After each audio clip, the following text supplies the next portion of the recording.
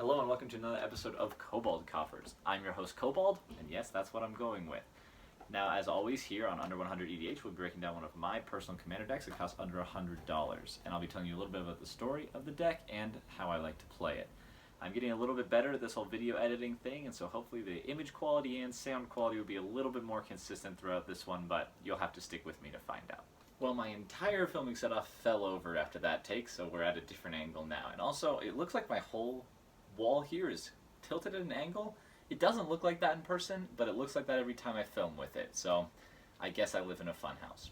Anyway, the commander for today is Glissa the Traitor, and as you can see, I have the Spanish promo version on screen, which is the one that I have. I found it in an LGS in the area I was living this time last year. In the year I had been playing Commander, I had already built Orzhov, Golgari, Rakdos, Mordu, and Mono Black, but I'd never built Golgari, and I found Glissa in the $1 binder, and I speak Spanish as a second language, and so this is the first legendary creature I'd found in Spanish, and it was in Golgari colors, and it dealt with artifacts and graveyards, and I was absolutely sold. In the year that I've had this deck, it's remained one of my absolute favorites to play in all of its different iterations. It's not necessarily my playgroup's favorite to play against, because it is one of my higher powered and more expensive decks, because I've put all my best cards from trades and drafts into it, but it's still within our $100 budget. We've got this deck broken down into categories, but first, let's look at our commander. Glissa the Traitor is a 3/3 zombie elf for black, green, green. She has First Strike and Deathtouch, or Daña Primero y Toque Mortal. We usually use Death Strike as shorthand for this, for obvious reasons, and this makes her incredibly powerful in combat, because under most normal circumstances, the defending creature will die before even getting to touch Glissa. Which is great because her second ability, well, the Oracle text at least, says, whenever a creature an opponent controls dies, you may return target artifact card from your graveyard to your hand. This is the engine of the deck. We'll be playing, sacking, and returning artifacts as quick as our opponents put out creatures for us to kill. Keep in mind that if our opponents sacrifice a creature or if one dies in combat with a different player, Glissa still triggers. Not to sound like a hipster, but my Glissa deck is a bit different from some of the other ones I've seen online. It definitely does share some cards and similarities with other Glissa builds, but my deck leans really hard into the Deathtouch ability of our commander. A great majority of the creatures in this deck have Deathtouch along with some of their other abilities. Now moving on to getting what we need. We've got some pretty good artifacts like ramp and card draw in here, starting out with Spare Supplies, Guild Globe, Filigree Familiar, Mindstone, Brainstone, and Implement of Ferocity. All of these allow us to get some cards in hand and provide us with life gain, counters, and other additional benefits. Most of them put themselves in the graveyard, which is really nice for us in multiple ways, but Filigree Familiar can be a decent chump blocker or act as a target for some of our creature or artifact sacrifice abilities. Also, I just really love this little robo-dog. We also have Howling Golem to draw us cards and gain favor with our opponents. Moving on to Artifact Ramp, we have Burnished Heart and Wanderer's Twig. Most of you are probably pretty familiar with the Lost Elk, but Wanderer's Twig is one of my favorite pieces in this deck.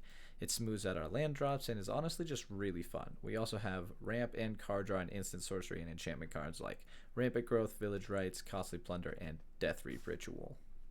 Along with these, we have a few tutor effects to help get our needed pieces, those being Profane Tutor, Violent Tumor, and Auric Loremage. Profane Tutor I got from my Modern Horizons 2 pre-release kit, and Auric Loremage I got from a Strixhaven draft that I got to do with my brothers last year. It's definitely designed for instants and sorceries, but has no regulation saying it can't be an artifact. Profane Tutor gets the card to our hand, whereas the others put things in our graveyard, which is an important distinction, because if you use the Suspend Tutor to get Auric Loremage, then that lets you repeatedly put the best artifacts for the deck in the graveyard to be returned to our hand. And Violent Tumor does that, but only on ETB, but has Deathtouch. Next, we'll move on to some of our other artifacts that are fun and useful to use and reuse with Glissa. Spare Dagger allows us to sacrifice it on attack to handle potential blockers, and if the equipped creature has Deathtouch, this allows that to carry through. Sparring Construct and Mere Scrappling let us do very similar things to keep building our team larger. Wings of Hubris allows us to sacrifice it along with whatever it's attached to make an unblockable attack. We of course can use it for far more than one unblockable attack. If you equip this to an artifact creature, both of the pieces will be coming right back from our graveyard. In addition, it is always nice to have fly. Treasure Keeper lets us do a mini cascade when it dies. Gingerbread is a great turn 1 play, and in the right circumstances, becomes very problematic for our opponents. Plus, in a pinch, we can eat him and get him back from our graveyard. But don't think about the flavor of that too much.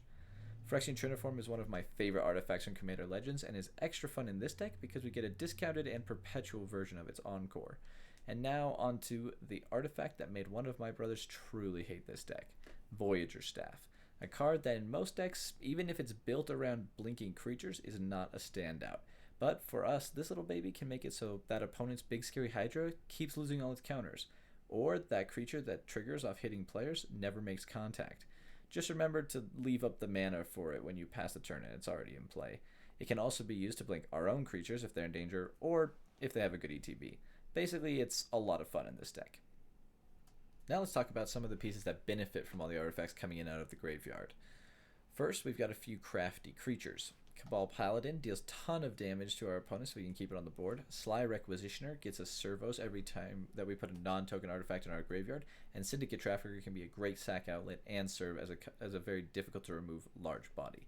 We also have a couple legendary creatures that help us out. Each Dekik will make us golems and make the rest of our golems and himself huge. And then Tormod will make us zombies for every artifact that we take out of our graveyard, or any card that we take out of our graveyard. Moving away from creatures, we have Underhanded Designs that will allow us to drain our opponents if we have one extra mana to pay when we play an artifact. And it offers some cheap removal if we need. Moving on to the enablers for getting things out of our graveyard. First, we have the fighting mechanic. Halana Kessig Ranger lets us pay to have our creatures fight as they enter the battlefield, which is great for our death-touching creatures. Band Together, Rabid Bite, Prey Upon, and Compel Duel all also do similar things to that, or make our opponents block. Nessian Boar also makes our opponent's creatures block and is a great tool with some of our finishers. Next, we have just a touch of death. First up, we have Death Gaze Cockatrice, Bone Picker, Leyline Prowler, and Thorn of the Dusk Rose. All have Death Touch and do something simple as well, even if it's just having flying. We also have Soulblade Corruptor and Renewer to not only give Death Touch to our attacking creatures with 1/1 counters, but also to our opponent's creatures with 1/1 counters, meaning they can be even more deadly in combat that isn't against us. We also have a few things to create death-touching creatures: Vraska Swarm's Imminence and Ophiomancer. Now believe me, I recognize that Ophiomancer is not a budget card, but I did buy Commander Collection Black because I'm a sucker for black and I probably won't buy any of the other Commander collections. So I also have the Soul Ring from that in this deck, but I'm only going to include the price of a normal Soul Ring. And then we have some mass Death Touch effects like Undercity Uprising and Archetype of Finality. That one in particular can be really fun in this deck. Now we'll get into the win conditions for this deck. We have some sweet creatures that can help us out, but basically the way this deck wins is outvaluing and outpacing our opponents. We have Finn the Fangbearer, who anytime that one of our death-touching creatures makes contact with a player, he'll turn that into 2 poison counters, and if they get to 10, then they lose. We also have Yehini, who every time one of our opponent's creatures dies, he gets bigger, and we can sacrifice things to him to make him indestructible, which means that if we give him like Wings of Hubris or something, he can literally just murk somebody if he gets big enough. Now, it's a little difficult to keep these two on the board for long enough for them to close out a game, but it's pretty cool if you can. We also have Walking Ballista, who I got from the one and only Double Masters pack I've ever opened. If we can give it Death Touch, it lets us clear any normal creature by removing a single counter. We also have a great way to deal lots of damage with Marionette Master. With so many artifacts hitting our graveyard, people are going to be losing life like it's going out of style. Then, of course, we have Vorpal Sword, which I pulled in my AFR pre-release kit. This combos super well with Ginger Brute, Wings of Hubris, Nessian Boar, and pretty much any opponent's cleared battlefield. I've only ever pulled off killing somebody once with this so far, and it was in combination with Wings of Hubris, and I'm sure that the remaining players killed me as fast as they possibly could after that. But if it doesn't get exiled or cleared away with our graveyard or something, it can be reused even if someone destroys it. It's also a fantastic target for one of your Tutor or Entomb effects.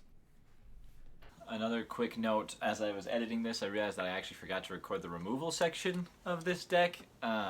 So I'm just going to go over that real quick. I have cards like Inevitable End that makes our opponents sacrifice creatures until they sacrifice the enchanted creature.